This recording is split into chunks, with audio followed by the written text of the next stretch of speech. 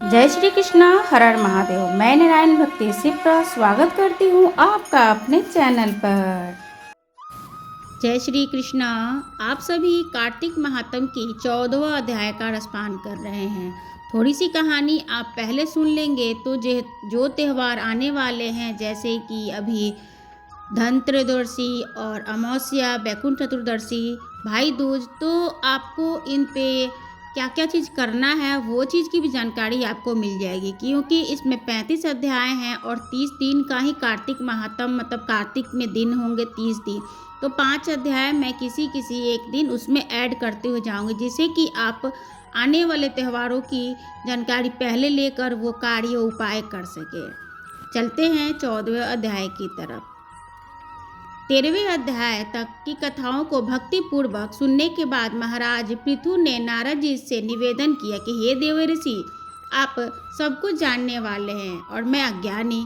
आप कृपा कर सनातन वृद्धि और सुख संपत्ति की देने वाली व्रत बताइए तथा महाविद्या, महामाया, महामेधा, महास्मृति, मोह माया, महादेवी, महाईश्वरी तथा सब ईश्वरी अहोई देवी की उत्पत्ति तथा इनका व्रत कब और कैसे किया जाता है, इस बारे में हमें विस्तार पूर्वक बतलाइए। महाराज पृथु द्वारा इस प्रकार प्रार्थना किए जाने पर नारद जी प्राचीन कथा सुनाने के लिए बोल रहे हैं। हे राजन, एक समय काली काल में बड़ा ही भारी दुर्भिक्ष पड़ा। विभीषण काल में महामारी फैलने से अनेक व्यक्तियों की अकाल मृत्यु हो गई। तब सब लोग इस विपत्ति से छुटकारा पाने के लिए उपाय सोचने लगे। अंत में निश्चय कर कार्तिक कृष्ण सप्तमी को सब ने व्रत रखा। व्रत के प्रभाव से सायंकाल चामुंडा देवी हाथ में नरमुंडों की माला लेकर प्रकट हो गई और कहने लगी कि मैं रुद्र सहित विहार करूंगी, यहाँ आई हूँ, परंतु समस्त संसार में पाप छाया हुआ है। ब्राह्मण वेदहीन हो गए हैं, क्षत्रिय समर्थहीन हो गए तथा वैश्य शूद्र धर्महीन हो गए हैं। स्त्रियों ने पतिव्रत धर्म छोड़ दिया, इसलिए सभी लोग को अहोई का व्रत करना चाहिए। कार्तिक कृष्ण सप्तमी तथा अष्टमी को केवल रोगी को छोड़कर शेष सभी को पुरुष सारे दिन भोजन न करे और सायंकाल अहोई देवी का पूजन करे। अहोई देवी मेरा ही नाम है, अतः सभी व्यक्ति अहोई पूजन को करके मेरा पूजन मानकर भक्ति भाव से करे। अहोई अष्टमी पूजा का विधान बताते हुए चामुंडा देवी ने कहा कि सभी अपने घरों को गोबर से, मिट्टी से लिप कर साफ करें, फिर पीला, हरा, लाल 4 रंगों का द्वारपाल मेरी मूर्ति बनाए और स्वादिष्ट पकवान बनाए, मेरी पूजा करे। तब चामुंडा देवी बोली कि ये कह रही थी कि तभी एक घीवर की स्त्री, माता, हम नीच लोगों का कर्तव्य भी बताइए।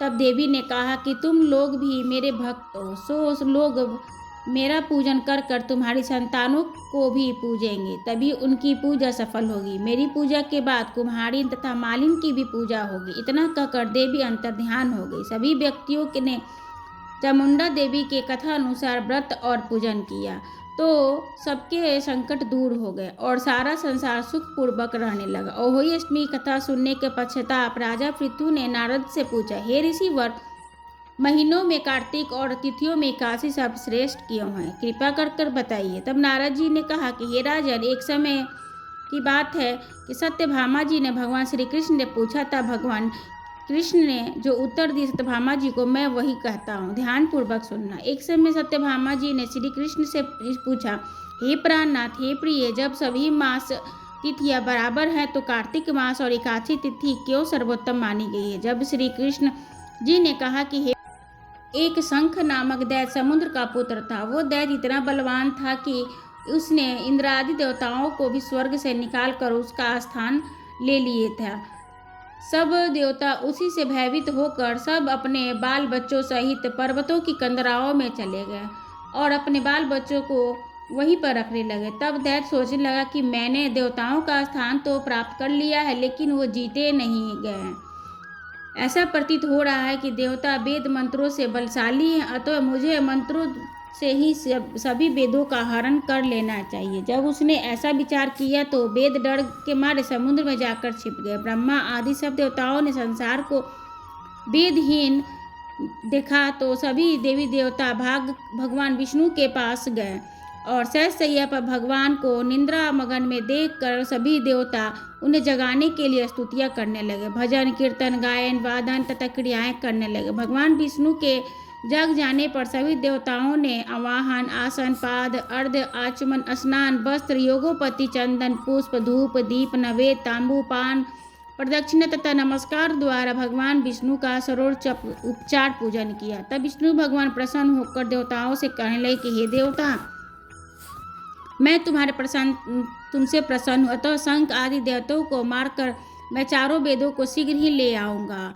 परंतु आज से वेद बीज मंत्रों सहित कार्तिक मास में जल में निवास करेंगे। अतः कार्तिक के महीने में जो कोई भी जल में स्नान करेगा उसको यज्ञ करने के समान फल प्राप्त होता है और उसके समस्त विघ्न दूर हो जाएंगे। हे देवताओं, आज एकादशी की तिथि है। आप सबने मुझे जगाया है, इसलिए सब तिथियों में एकादशी की अत्यधिक मान्यता अधिक होगी।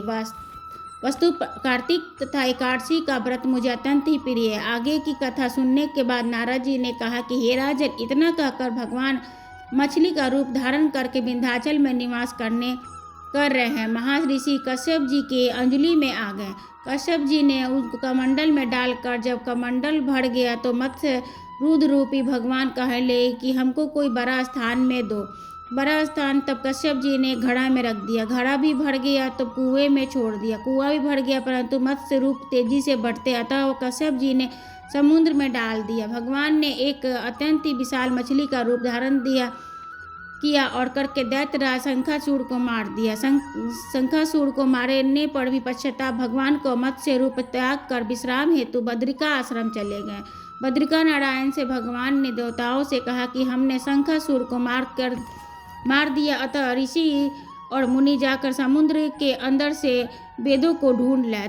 तब तक देवताओं सहित प्रयागराज में निवास रहेगा। तब ऋषियों ने अपने तपोबल द्वारा समुद्र में से सभी वेदों को 6 अंगों छंद, व्याकरण, कोश, वेद, ज्योतिष तथा स्मृति को ढूंढ निकाला। जिस वेद का जो भाग जिस ऋषि को मिला तब से वह भाग उसी ऋषि का नाम से माना गया। इसके बाद समस्त ऋषि ब्रह्मा आदि देवताओं से सहित प्रयागराज आए और उन्होंने वहां आकर अवश्य में का यज्ञ किया। इसलिए प्रयाग को तीर्थराज कहा जाता है। प्रयागराज में स्नान तथा यज्ञ इत्यादि करने से जन्म जन्मांतर के पाप सब नष्ट हो जाते हैं और मोक्ष के अधिकारी बन जाते हैं, इसमें कोई संदेह नहीं। इति 14वां अध्याय संपूर्ण हुआ। जय श्री कृष्ण। राधे राधे।